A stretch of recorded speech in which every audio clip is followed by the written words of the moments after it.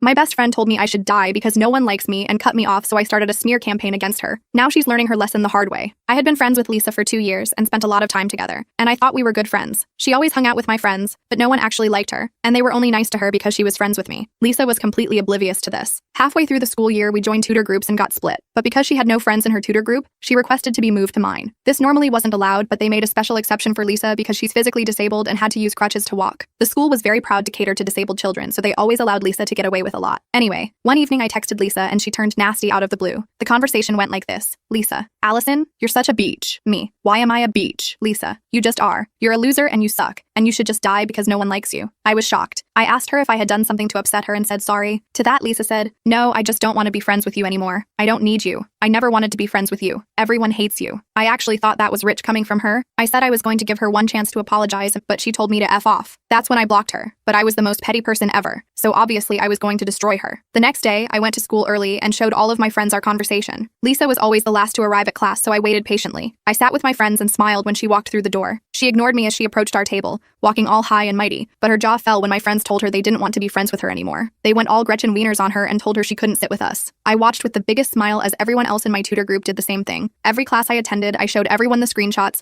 and watched as Lisa was forced to sit by herself every time. She kept glaring at me and all I did was smile and wave. When lunchtime came, everyone in our year had learned about our texts. In the cafeteria, I saw Lisa approach multiple tables and was told to go away. She once again had to sit alone. I purposely walked past her and smiled. The next day, I was called into the principal's office. I wasn't surprised to find Lisa there with one of the teachers that support disabled children. The little rat had snitched on me. I was told to sit down, and I asked what this was about. The principal said, Lisa has come to me with some disturbing allegations. She says you've been bullying her, and thanks to you, she now has no friends. If this is true, you could face being expelled. We don't tolerate bullying of disabled children. This should have made me scared. After all, I was a good kid at school, never had detention, never got in trouble, had good grades, but I wasn't the least bit scared. I turned and saw Lisa smile at me. She thought she had won. I smiled back, and her expression quickly changed from smug to worry. I replied, well, actually, this all started 2 days ago. Lisa sent me some horrible messages, and she said she didn't want to be friends anymore. I asked for an apology. She refused. All I did was show the horrible messages she sent me to my friends because I was upset. I tried my best to sound as if I was about to cry when I said this. Then I continued with my sob story. My friends then decided they didn't want to be friends with Lisa, because why would they want to be friends with someone who sends such horrible messages? As I said this, I pulled up the messages. Oh, and this is her phone number if you want to check it's actually her. I showed him her contact information and he promptly dialed the numbers on his phone. Lisa's phone rang seconds later and I saw all the color had drained from her face. I was happy with myself that I was able to wipe that smug look from her face. After reading the messages, the principal told me I could go. I said, thank you, bye Lisa, and waved and smiled as I left the office. From what I heard, Lisa had detention after that. We never spoke again, and she spent the rest of the school year alone, no friends and miserable. I reveled watching her suffer, and I'm not afraid to admit, it brought me great pleasure to bring her down.